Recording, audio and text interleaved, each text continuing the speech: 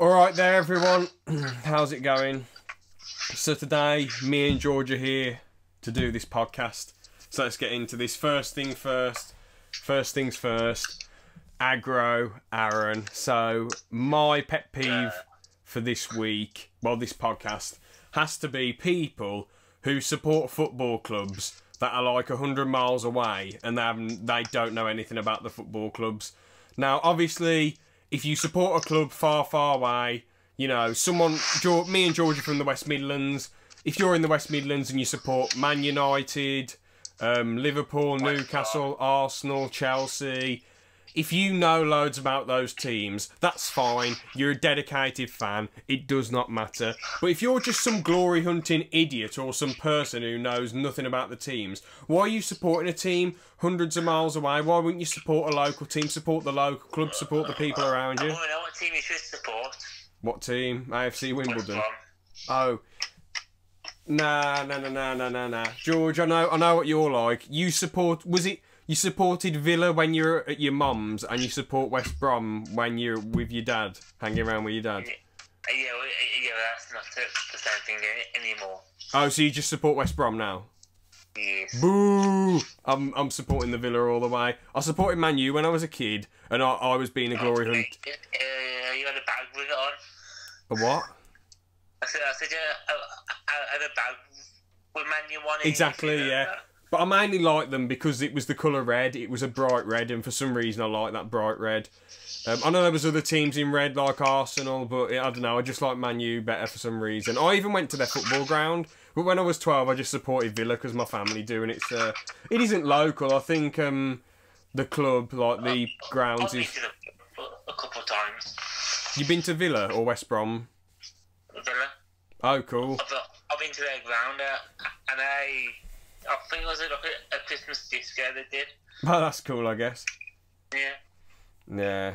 I don't know loads about football. Recently, I've been trying to watch the True Geordies kick-off a lot more and try to learn a bit about football because it's interesting. I never want to play it myself. But I like learning about it because it's got a lot of variety to it, a lot of players, a lot of managers, a lot of different stories and interesting things going on. But yeah, I just think it's daft when you don't know much about the team and you're supporting them when they're ages away. The worst example I've seen of this was in 2018 with the World Cup.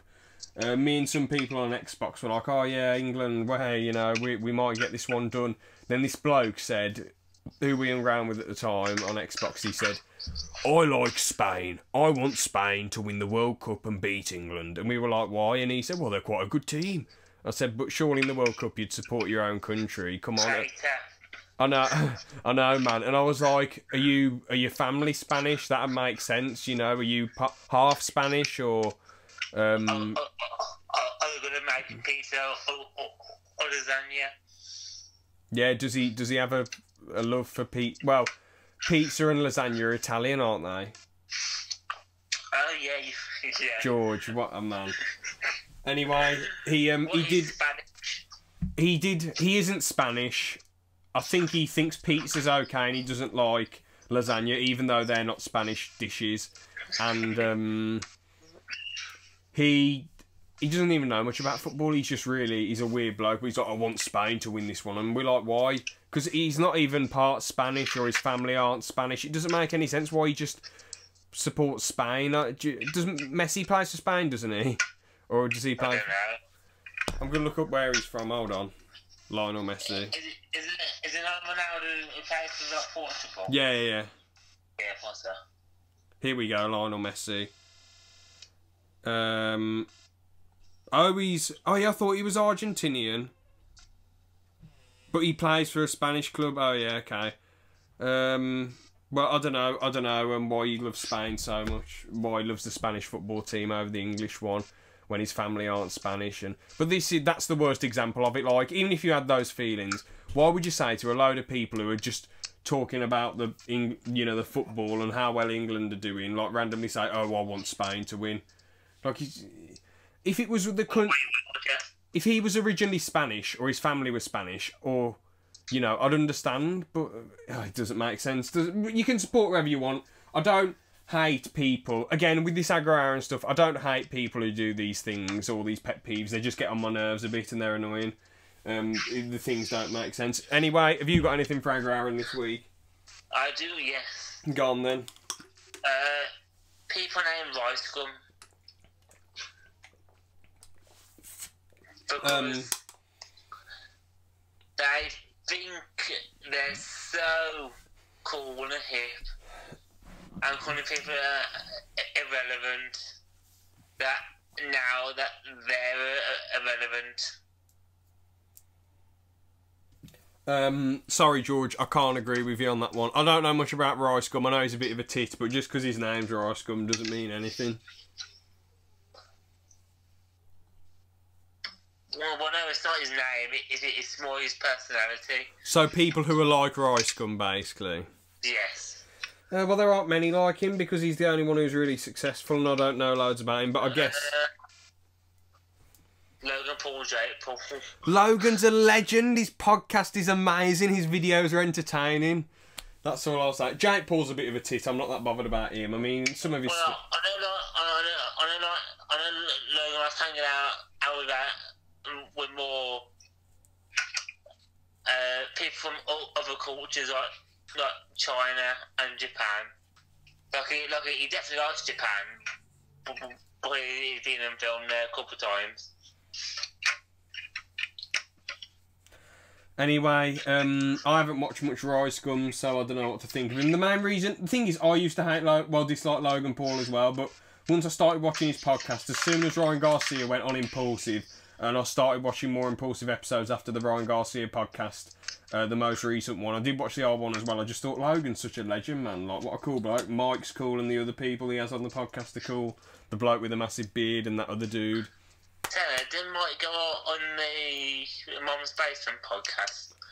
Does he? I'm going to look that up. I think he's on Spotify. Oh. Well, when JRE goes on Spotify, I'll be on Spotify quite a bit then. I might try and look at it anyway to see if is it a free podcast or do you have to pay for it? It is a free podcast, yeah. Oh, cool. All right then. Anyway, do you want to move on to legit or a bit? Okay. All right then. I accidentally mooned a whole beach in Croyd. Oh. Do you want to know the details? Okay, yeah. Basically, what happened was I was on the bodyboard, and most people were in wetsuits, but I was in my trunks, and I was going up waves absolutely fine, and then this one wave I went up, and thankfully the front of my swimming trunks didn't fall down, but the back did, and I accidentally mooned the whole beach for a second. I pulled them up while I was in mid-wave, which took a lot of skill though. So, while I was going up the wave on the bodyboard. So, I'm not trying to have a big ego. I'll be like, oh, look at what I did, that's great. Oh, look, I was showing my arse, then I pulled my swimming trunks up really quick. Oh, look at me, but like, I did a good job there. So, yeah, that's basically what happened. Anyone need to see you do it? Did anyone... Well, no one really made a comment on it or anything. I just, It was quite quick, to be fair, so no one really said anything, mate. No one said, oh, mate, your arse is showing. Or, what? Oh, you should have been better, you know. The main reason I don't have a wetsuit on is because I'd just rather be, like, under the water in the cold. Like, not the cold, but, like, get my body used to it rather than little trickles of water going in the top of my suit and feeling really cold. Unless it's the winter, I don't see the point in a bodysuit. I just don't. Anyway, that's it then. What do you think? I think it's true. Well done, you got that one. Have you got one then? Yes, I have. You might remember a long time ago, I filmed a Stamping on Lego video. Yeah, I know about that. Yeah. It was rubbish. There was another take of it where I slipped and cut my foot on a piece of Lego. Oh, you're really good at this, bro. Like, we asked Aaron if he wants to come on because he's such a genius. Well, he's really academically smart, and common sense wise, he's quite smart as well. And he's thinking to himself, "Oh, I'm not." He said to us like that he's not the best at this. So, oof, bloody hell. What sort of piece of Lego was it? One of the flat pieces, like a little flat square. Flat square.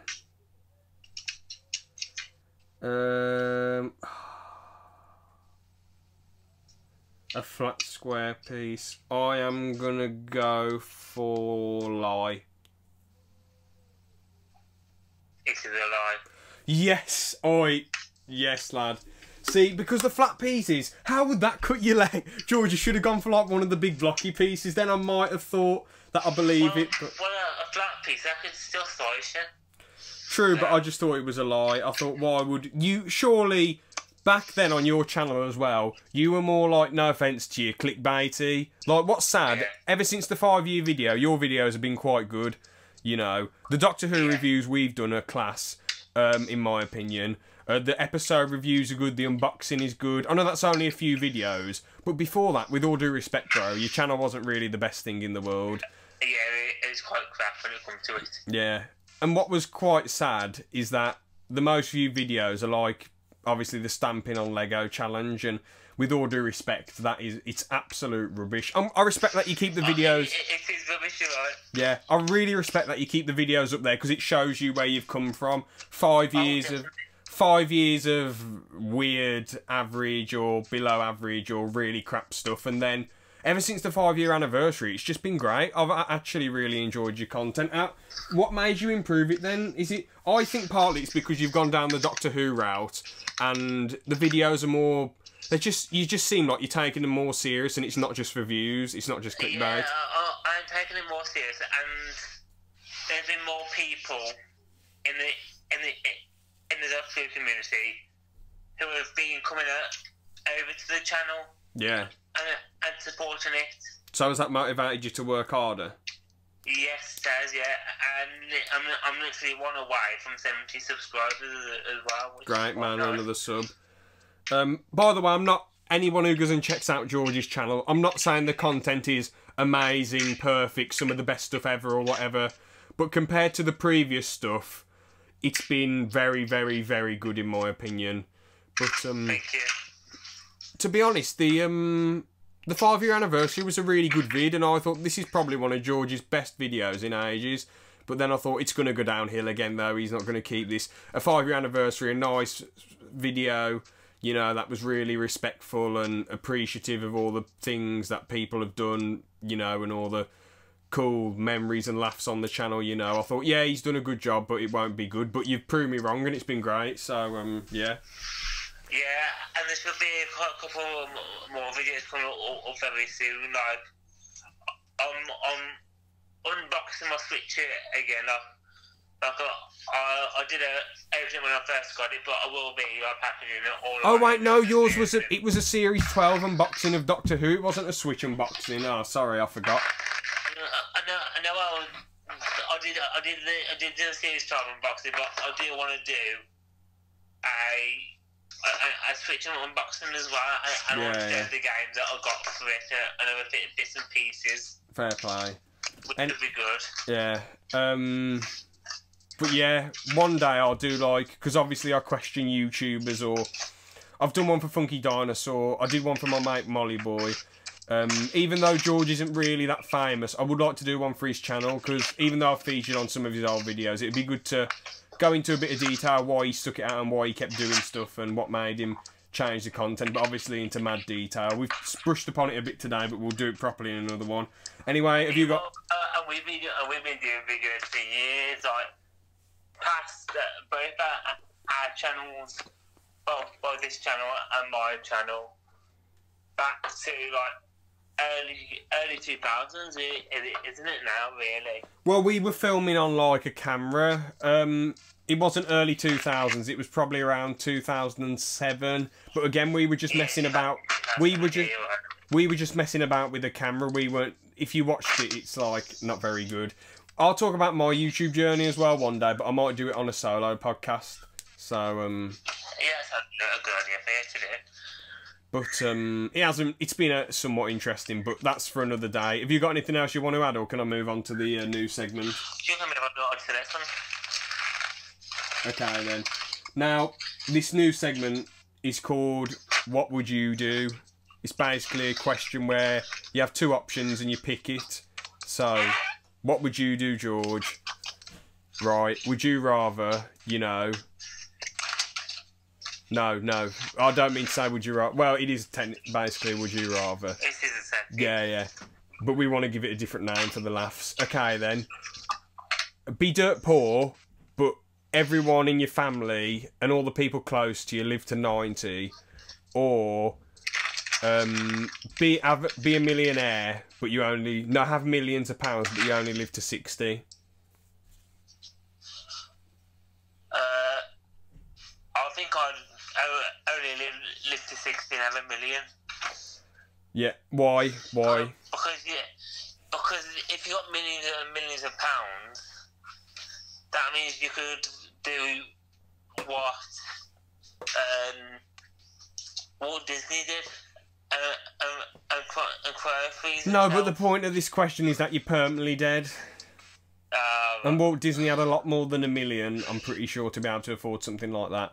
And everyone around you dies at 60 as well. I think I'd still go for the money. Fair enough. I'll tell you what I picked. I picked 90, living till 90, but being dirt poor. Mainly because it's a lot more fun to work your way to the top than just being plopped at the top straight away, in my opinion. How boring would life be, right? How boring would a Mike Tyson's life be if at a click of a fingers he was just a world heavyweight boxing champion? It would have been crap. But it's about the struggles, the adversity, you know, the work, the effort, which makes you appreciate the things you do. And time. An extra 30 years of time with your loved ones means a lot more to me than materialistic stuff and millions of pounds, in my personal opinion. So that's just me. Yeah. Fair play that you picked the million. I don't blame you, but time means more to me because the time and the memories you don't take them with you, but on your deathbed you think, oh, we had 30 years more memories. But with this, it's like, I mean, you can have a shit 90 years, and you can have a shit 60 years, or you can have a great 60 years or a great 90 years. But the point is, time means more to me than money, in my opinion. And having more time on Earth, being creative, doing the things that you enjoy doing, you know, that would mean more to me. Even if you were dirt poor, you could work really hard and work your way to the top and get better. So that's just me. I think they asked this question on Facebook. I can't remember where I got it from. But yeah. Have you so let's move on to the next thing then. Collectibles. So me personally, in recent times I have enjoyed researching about collectibles and talking to George about collectibles. I researched into a lot of Lego. The main collectibles I did collect were Legos from 2005 to late 2014. From 2010 to 14, I was collecting them just purely for stop motion. I collected one set in 2015, I'm pretty sure, and that's it really. I mean, I have got some toys from when I was a kid, you know, like little action figures or vehicles or whatever, but that's it really. Do you want to say about your collectibles? Because you're a mad collector, man. You have got loads of cool stuff. I'm addicted to Doctor Who. Yeah.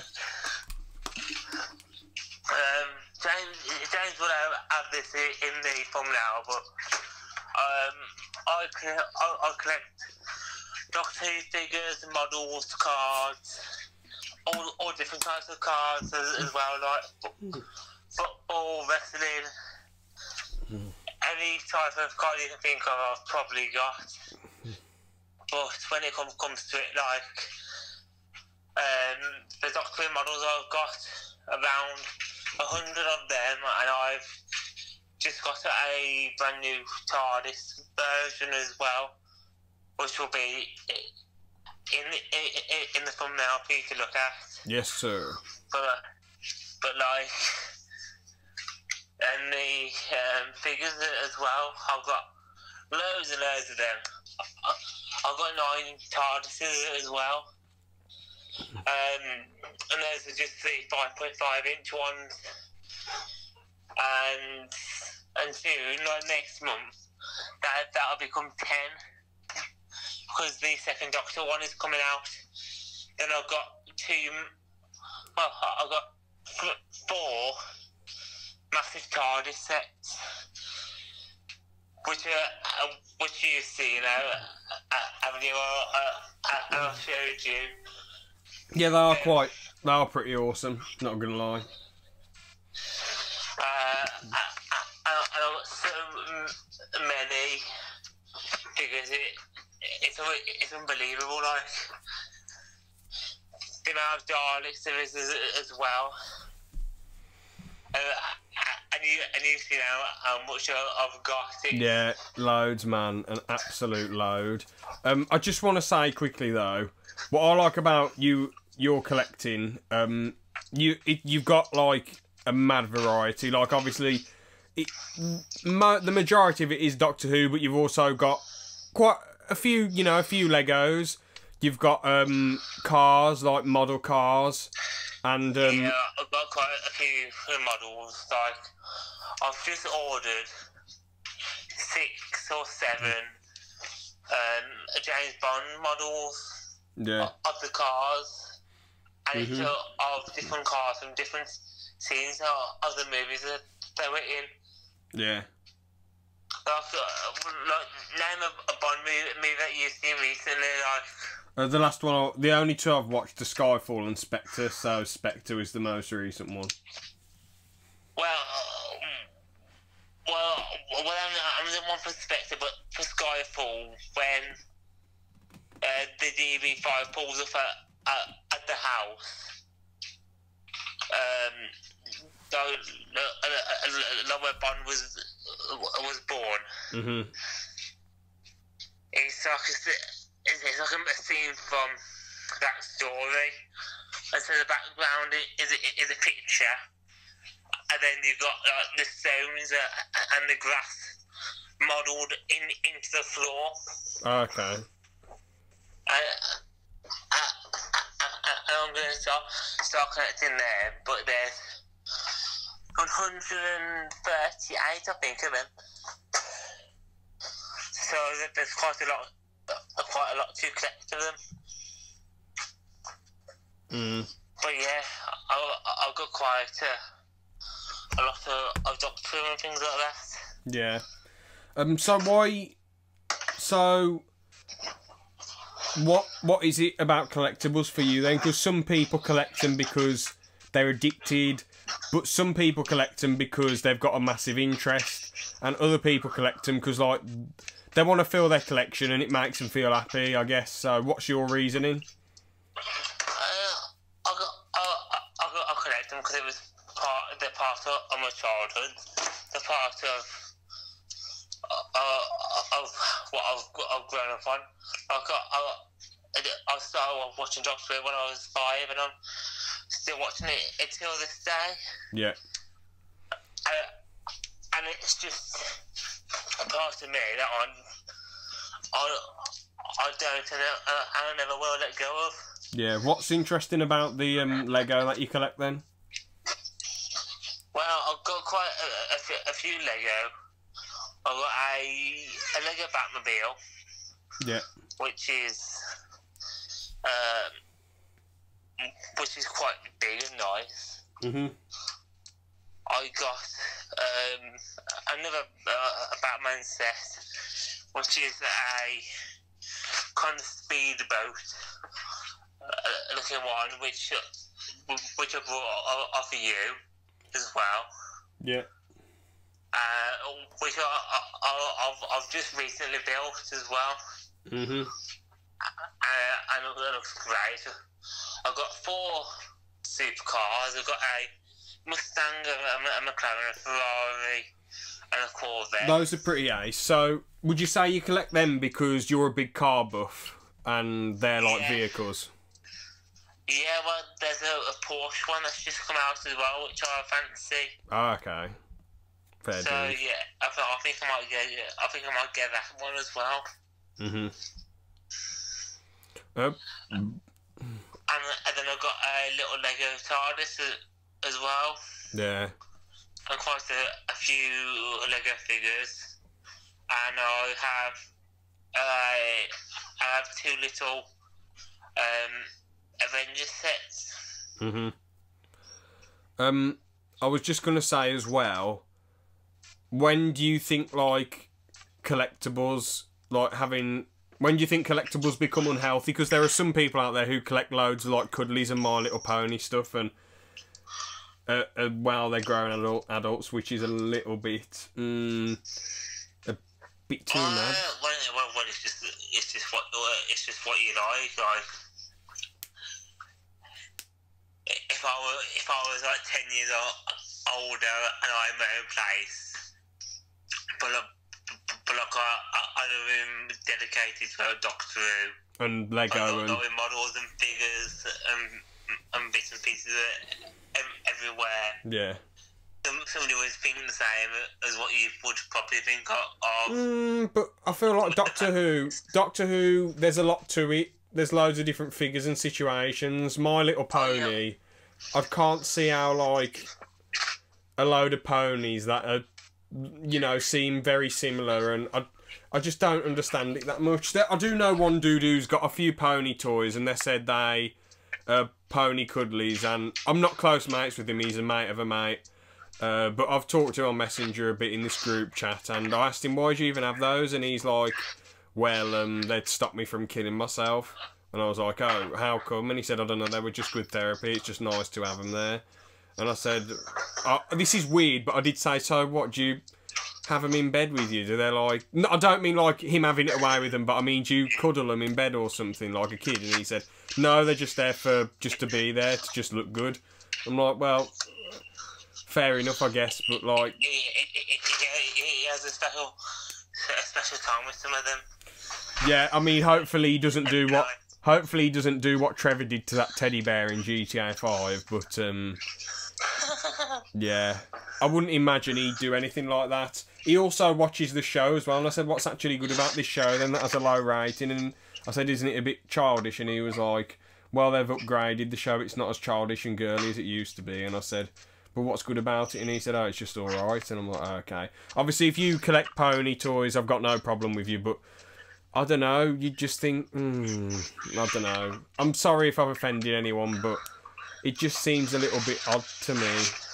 But as you said, maybe they think the same about your Doctor Who stuff. Maybe someone would think, oh, what's this dude doing with all this Doctor Who stuff? You know, maybe they think, oh, why does this bloke even... why did he even enjoy stop motion animating with Lego? What's the point of that? That's daft. So you can say it for anything. If you want to collect pony toys, go right ahead. But I guess the point I was trying to make, even though I didn't actually say it, collecting becomes unhealthy when you have too many of something. So if you don't have the space for stuff and then you've just got a crap ton of stuff all over the place, I feel like that's when it becomes... The most unhealthy one is cars. Yeah. Look at what's his name? Lennon, is it? Or I don't know. I forget his name. I'll come back to you with his name. What about what does this geezer do? He collects cars. Oh, okay. Jay Lennon. Oh, okay. Cool. And he's got around 136 cars. Mm-hmm. Approximately $350 million. But one car. No, that's 14% of his collection is worth 350 million. Has he just collected cars? Yeah. So, hold on. Are these toy model cars or like massive cars? Like real life cars? Sports cars. Toy ones or real? I'll send you no toys. Actual cars, actual working cars. Bloody hell. I mean, if you got the space, listen. I'll send it to you. Listen, if you've got the space and the money, it's fine to have as much stuff as you want, but you know. I feel like also... in a sec. I feel like collectibles become unhealthy. Say if your house was on fire and you try and save loads of collectibles, I think that's when it becomes unhealthy. Yeah. I've just sent to me. If you want to look. This is just like 1%, I'm guessing.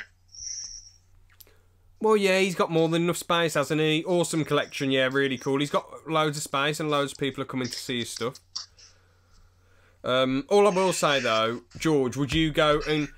If there was a fire, would you try and save as many collectibles as possible or only pick up one that's important to you and leg it, or...? I'd try and save it as much as possible. You lunatic! But what if the place is on fire and burning to the ground? George, you're not going to risk your life for some collectibles. Come on. Well, I would, because... Oh, God! It's the personal value. But you could die.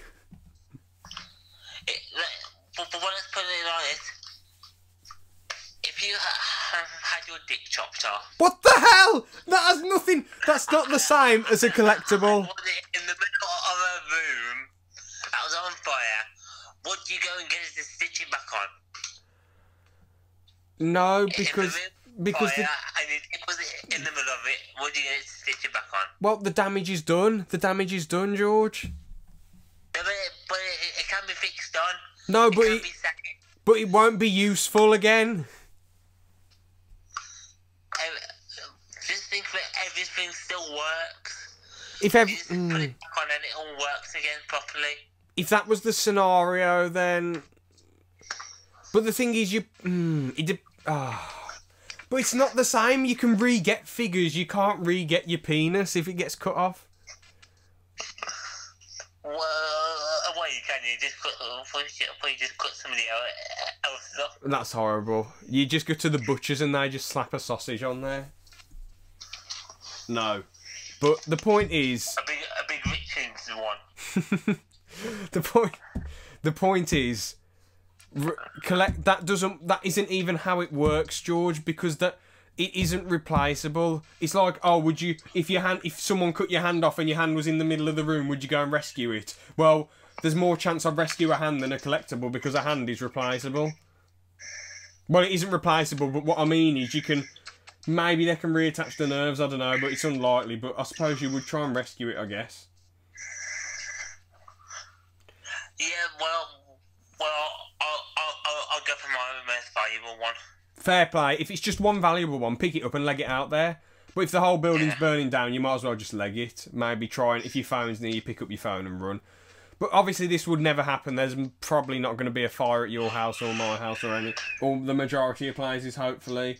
All I will say is, if it was the thing is, you sort of think to yourself, man, you know, I wish I could have saved all those collectibles. But you can re-buy collectibles, but you can't. If you get burnt to death, you can't come back. You're dead. That's the way I see it. So I just let all the stuff burn and leg it. I don't care. I'm not bothered. I can replace all the stuff at the end of the day. You get insurance. You can buy new stuff. You know, at the end of the day. Yeah, probably. Although it'd be sad that you'd lose the collectibles, you'd probably have to think to yourself, at least I can get a load of new collectibles and create new memories, getting loads of stuff because I'm starting from the beginning in a way. So you'd think, oh, I'm starting again. It's like I haven't collected anything. I know that's a weird way to look at it, but if your house is burnt down, I guess in reality you just sort of be thankful that you're still alive and not burnt to death. So yeah. But anyway, collectibles are good, healthy. I've got no problem if you like to collect whatever. There's some of my favourite YouTubers have a shit ton of Lego. Well, not my favourites, but I like them quite a bit. I respect them. Brick Vault, Solid Brick Studios, and M&R Productions. I watch them sometimes, and they're a lot of fun. To be honest, they're a lot of fun to watch, and they have a crap ton of sets, and they just talk about Lego, and it's a good laugh. I haven't bought a set since early 2015, but I still like researching Lego, and I like researching other collectibles, and I think it's, if you want to collect loads of stuff, as long as you've got the space and the money and you're not throwing your life away, I think it's fine. Yeah. So, that's my opinion. Have you got any other things you want to say about collectibles? Or I think that's about it. Well, let's move on to the next thing then. Talking about the Doctor Who episodes. So let's get into this then.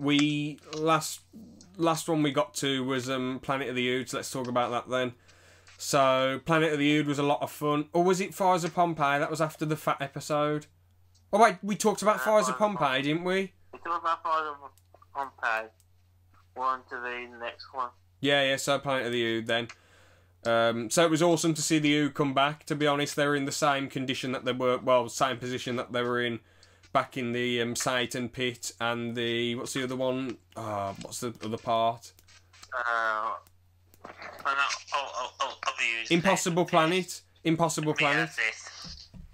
So it was that two-parter, which was really fun, and the Ood had the red eyes, which was terrifying. The devil possessed them, and in this one, I didn't really understand what possessed them, though, George. I was a little bit confused, to be honest with you. I was The what? The Beast did it. The Beast? Yeah, the Beast below did it. Oh, the big brain thing? Yeah. Why did the brain thing possess them? Because it was being tortured. Oh, I don't blame them then, and that's why it went rapid. Yeah. The workers were okay, the bad guy was okay. His death was gruesome. Well, he didn't die, really. He just got turned into an Ood, which is... Yeah, but his face literally peeled off.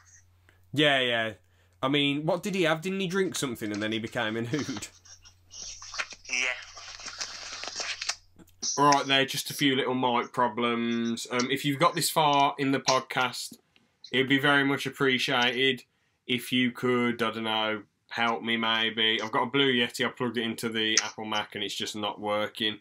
So I'm using the built-in mic. Sorry if this sounds bad, sorry if George's audio doesn't come out as good as before as well, because obviously I'm doing this over a messenger call with him. So, but yeah, anyway, we were talking about the Planet of the Ood. The way his head came off was really bad, wasn't it, man? Like, not head, but like the skin. It just stripped off. Yeah, because you think, oh shit, what's happening, you know, because he chucked that bloke into the brain thingy. And then, yeah. Crazy. Yeah, well, it's like the mother of all brains, wasn't it? Yeah. I liked how the Ood remembered who the Doctor and Donna were because they were nice to him. Yeah, that was nice. And it was good how they remembered who they were, like... No, about the brains as well, how the Ood have their brains in their hands, and they have two brains, and the humans cut one off to put that ball thing on. Yeah. So, that's really cool. I like one of the reference to Dr. Donna as well. Yeah, Dr. Donna, the Dr. Donna in 200 years, or whatever they were saying, quite cool. And that was leading up to the finale as well. Yeah.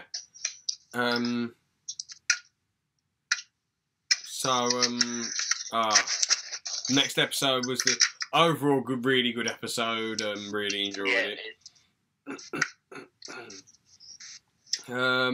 So what was the next one? Oh yeah, the Sontaran two-parter. What did you think of that one then? Any good, any bad, decent? It's a great one, and it's what brought back the Sontarans as well.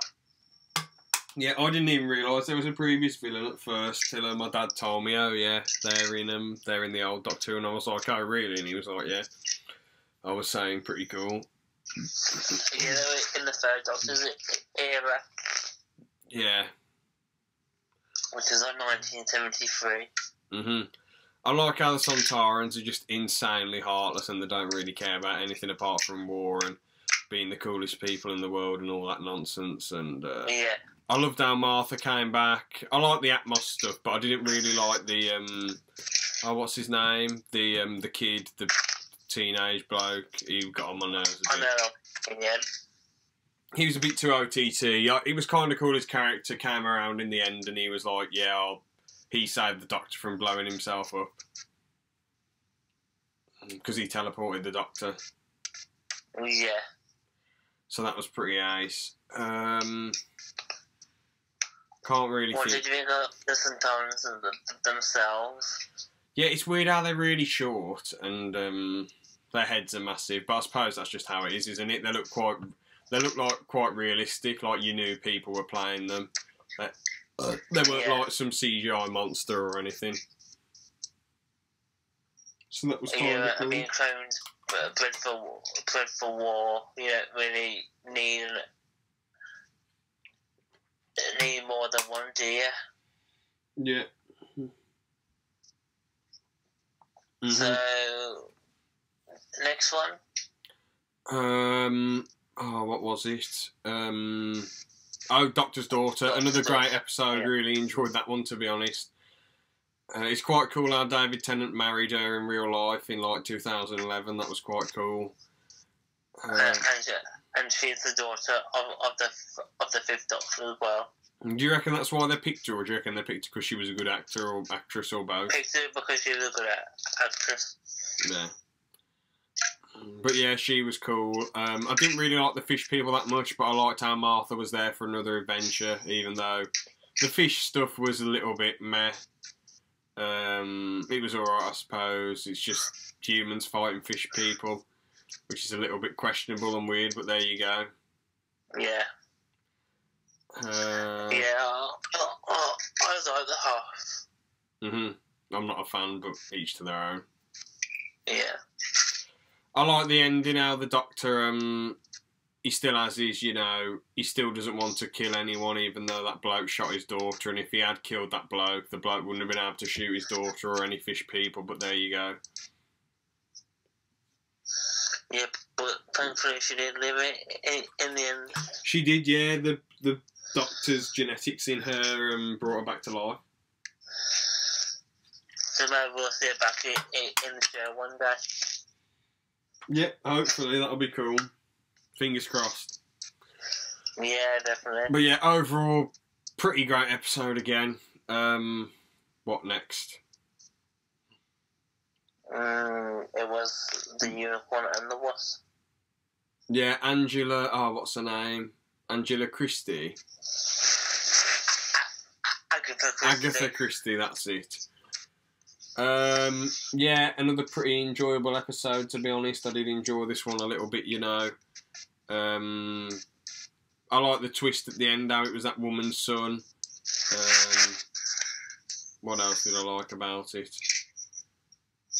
I like how he made us all think the Wasp, it's an alright villain, I suppose. It's quite unique. I thought they just ripped it off Futurama, but they ripped it off the this book that was made. Well, they paid homage. I don't like saying ripped off. They paid homage to it, because when someone copies something well, it's called paying homage. But if someone copies it and it's rubbish, it's just outright stealing it. So, yeah.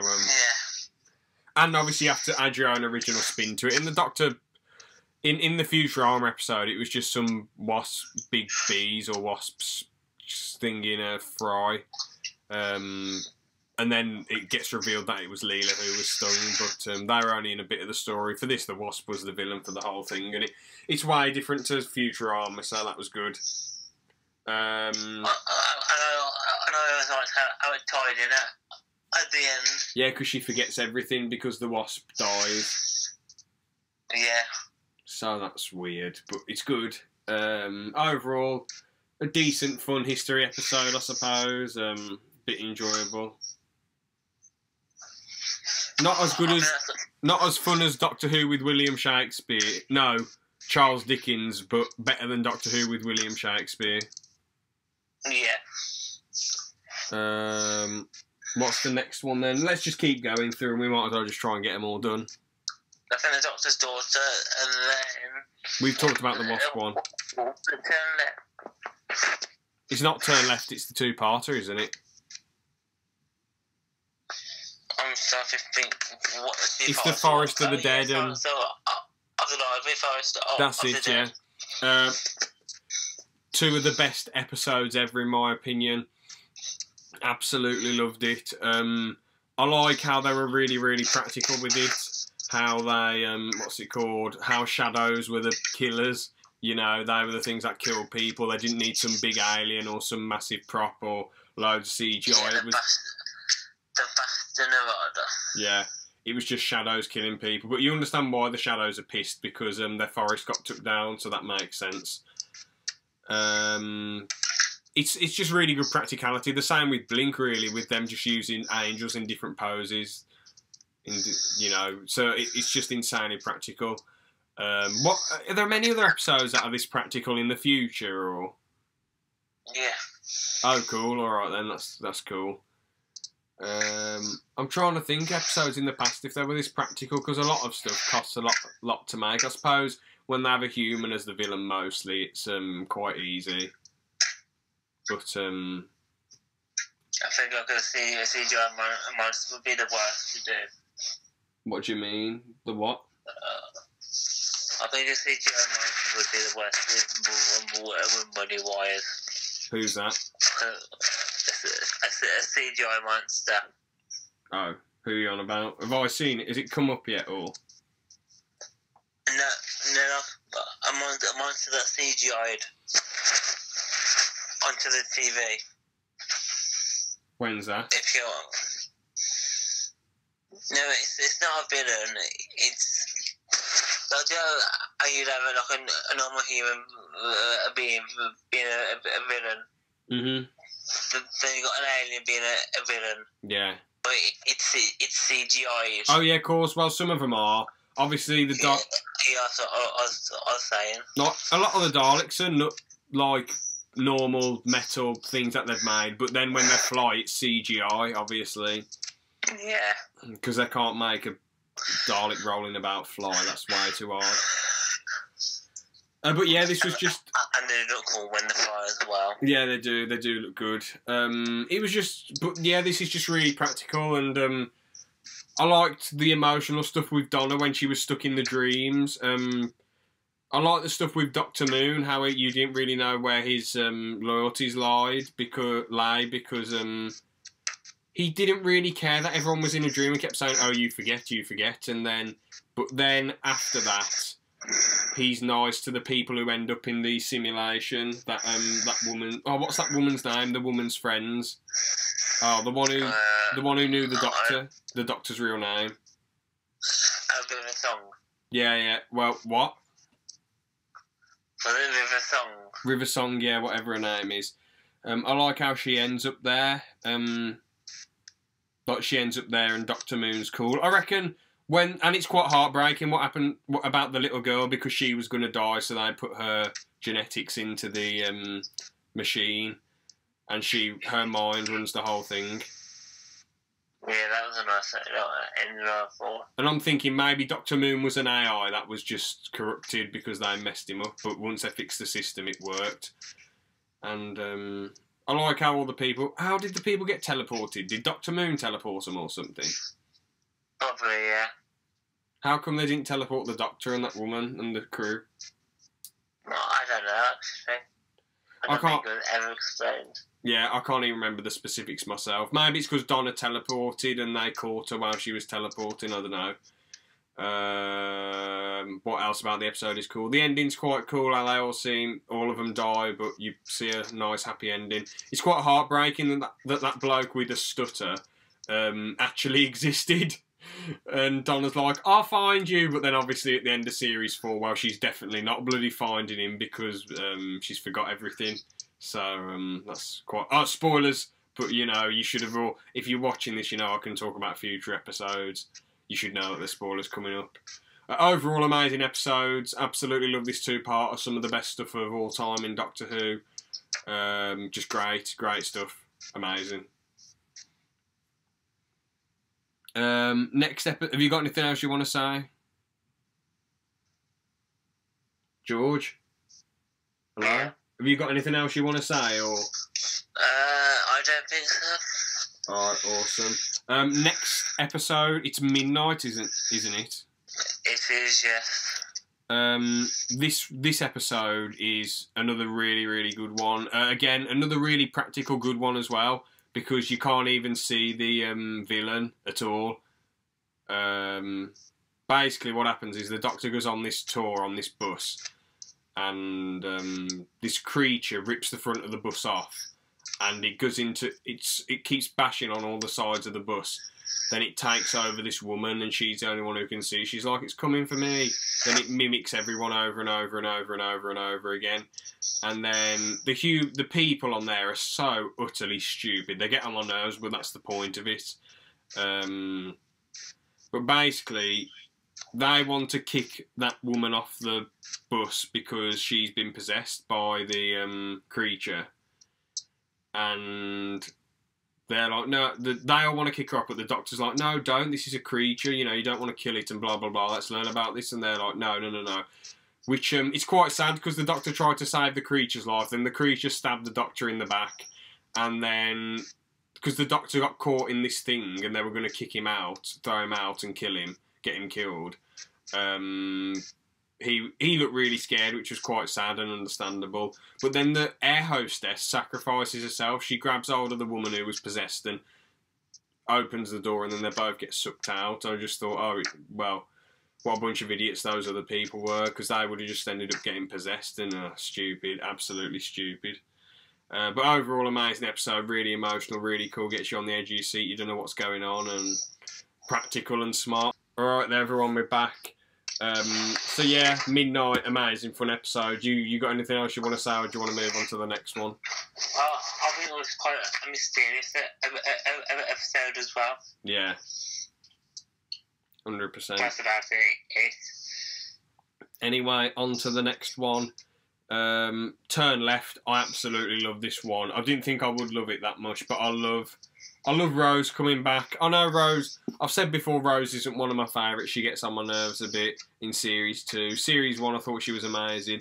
Series 2, I mean, for the good episode, she's good, and the stuff with her family and Mickey and some exchanges with the Doctor. But there's a lot of crap episodes where she's also not very good, so it's a bit, you know. Yeah, a lot of people think that. Again, I do like her romance stuff with the Doctor, but some of the stuff isn't very good, but some of it's alright. I'm not one of these people who totally hates on her. But yeah, so far, in Season 1 she was great. Series 2, good bits and bad bits, you know. Fair play to her for being in so many episodes, to be honest. I mean, she was in 27 episodes between Series 1 and 2. Then she appeared in two in Series 4. Then the Turn Left in the final two-parter. And then obviously she was in the End of Time, wasn't she, Part 2? So that's cool. Only a little bit. Yeah, right at the end, wasn't she? Yeah. Because I've seen that scene and she's like, oh, it's 2005? Or something, I don't know. Nice ending, nice bit where she's in it. Anyway, what was I saying? Oh yeah, it's cool how she comes back. I like how she's, you know, this super cool agent or whatever. I like how... Oh yeah, she comes back in Day of the Doctor, but anyway. I like how she... oh, my brain's just gone blank. Oh yeah, how she interacts with Donna and all that, that's quite cool. I like how Donna's life's totally different just because she turned right instead of turning... Or did she turn left instead of right, or right instead of left? She turned right instead of left. That's it, yeah. And anyway, so she turns right, and it ends up going good at first, but basically everything goes tits up. The Doctor dies, Martha dies, Torchwood dies. Torchwood people die, yeah, because they go up and try and blow up the Sontar and shit. All the galaxies getting sucked up by the Daleks.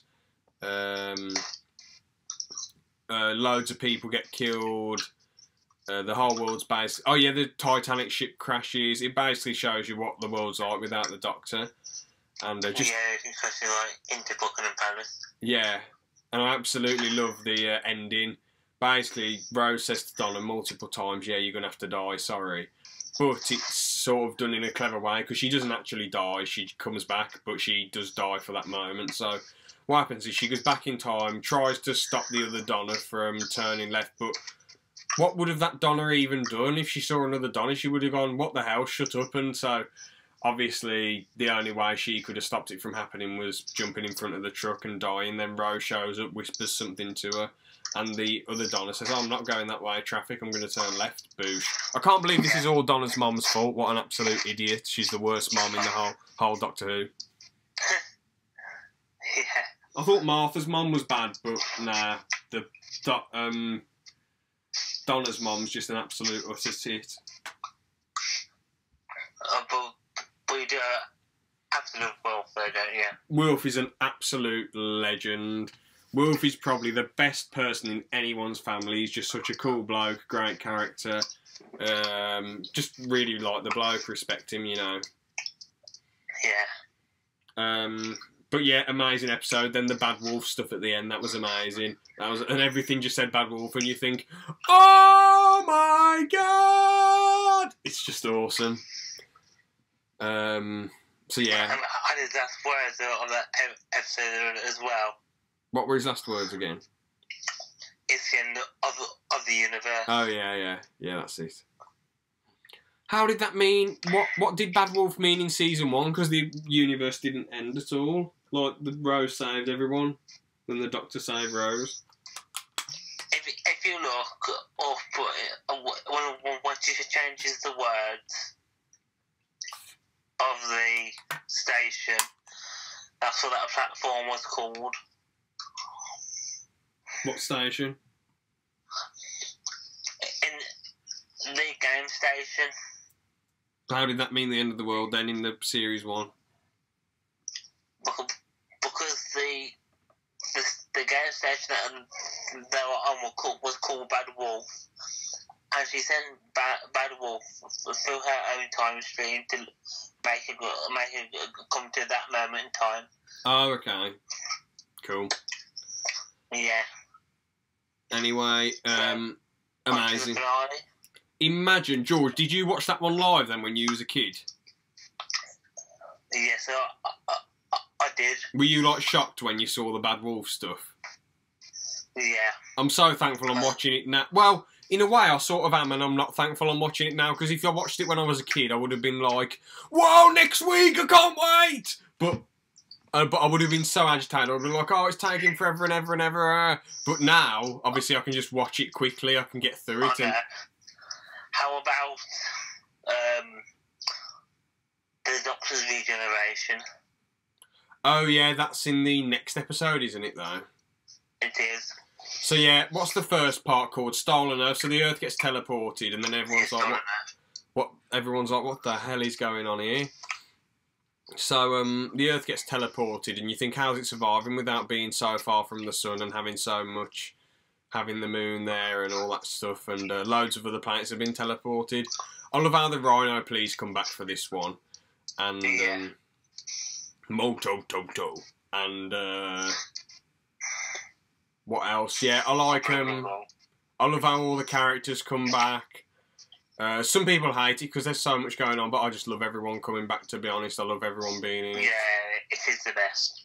Yeah, those two are the best 2 episodes of Doctor, in my opinion, but mainly because of the fan service. If we're talking about an episode that isn't fan service, Father's Day, as I say, but yeah, Father's Day would have to be the one. But they do a good job at building up all the characters throughout the whole series, so the fan service is just amazing. So I don't really care that it's fan service. I think it's awesome. I absolutely love it.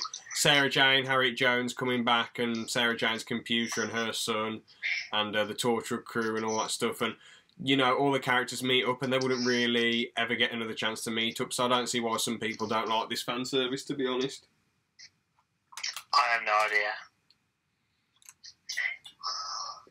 A bit weird, but there you go. I think quite a few people do love it though as well. So this is fantastic. It's awesome. With Stavros coming back, Doctor Who the Doctor getting shot and then regenning, and it's just himself. But then another Doctor gets. But what's funny is that when they sent the TARDIS to be destroyed, and another Doctor came and teleported the TARDIS, I did quite like that twist, because you sort of think to yourself, man, how did if they had just left Donna there like the Doctor had asked, the whole world would have been destroyed and they would have got exactly what they wanted, the Daleks to be the only race in the universe.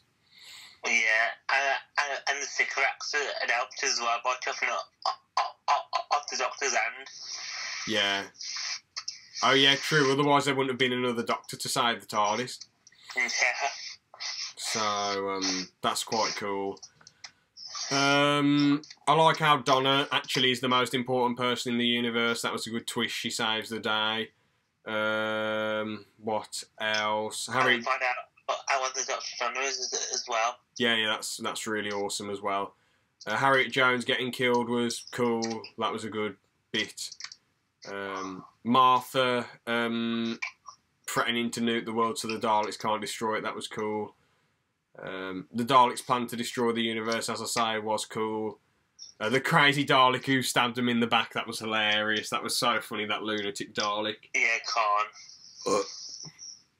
That was absolutely awesome. And that finished up the Call to the Sky as well, which started in series 2 or 3. Which is quite nice. Yeah. Well, technically they were there in series 1, but they escaped, didn't they, from getting destroyed? Oh yeah. But yeah, what else? It was just overall amazing. I love the Doctor and Rose's ending, how they ended their arc. How he's like, that the Doctor's over Rose, and he's like, yeah, this bloke will live forever and he'll always be with you, but I can't. And she's like, oh, she's sort of happy with this new Doctor who has all his memories, who needs people, but it's a bit annoying that the original Doctor's annoyed at this new human Doctor because he destroyed the Daleks. As he destroyed the Daleks wouldn't come back, and it's quite funny that Davros got killed and the Doctor's like, no, I can help you, and he's like, Arr! And he's just so angry. Quite funny.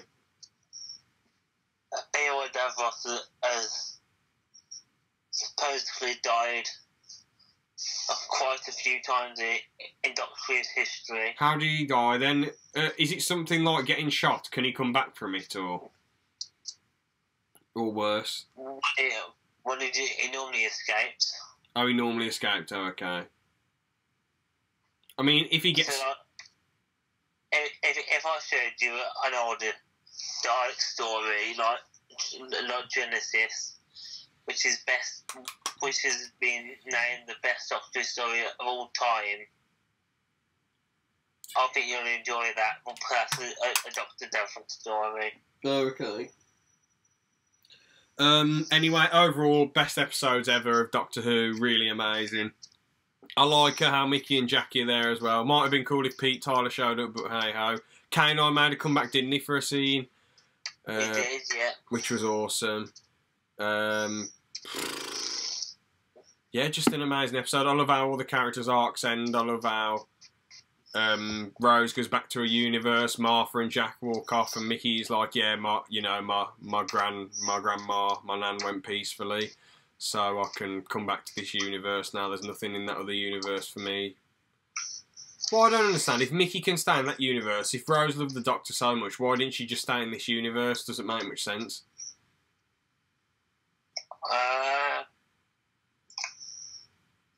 I think it's because I don't know. I think it was just like the time wars were closing, and she just decided to stay in that universe. Yeah, because she did have a life in there where she's the Rose Tyler, Defender of Earth, Torchwood, whatever you want to call it. Yeah. Fair play to her, I guess. But Donna's ending was so depressing now. She had to have her mind wiped, even though she saved everyone. And I love the bit when Wilf was like, no. At first, I like the bit when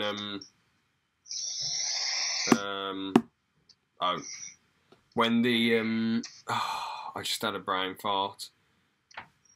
Oh man, I can't remember what I was gonna say. Oh yeah, when he was like, you should tell Donna how important she is more. That was quite cool. Yeah, I was like that scene. And because Donna's mom's a fool, and the exchange between Wilf and the Doctor at the end, when he says, "I'll look up at the stars to see if I'll watch out for you, Doctor. I'll look up at the stars every night." That was quite cool. Yeah, series 4, just amazing. Have you got anything else you want to say? That it is one of the best series, or maybe it is the best series of Doctor Who of all time. Best series so far, in my opinion. Yeah, basically. So yeah, do you want to talk about your news then? Yes, a little bit of news. Keemstar might be quitting YouTube. Oh, because of this H3 drama or something else? No. It's because on one of his videos lately, he was talking about these TikTok stars, and people commenting about how he's a 40-year-old man talking about teenagers. And then what happened? On TikTok. And he said he's getting older, and he's now looking for a replacement host for sorry.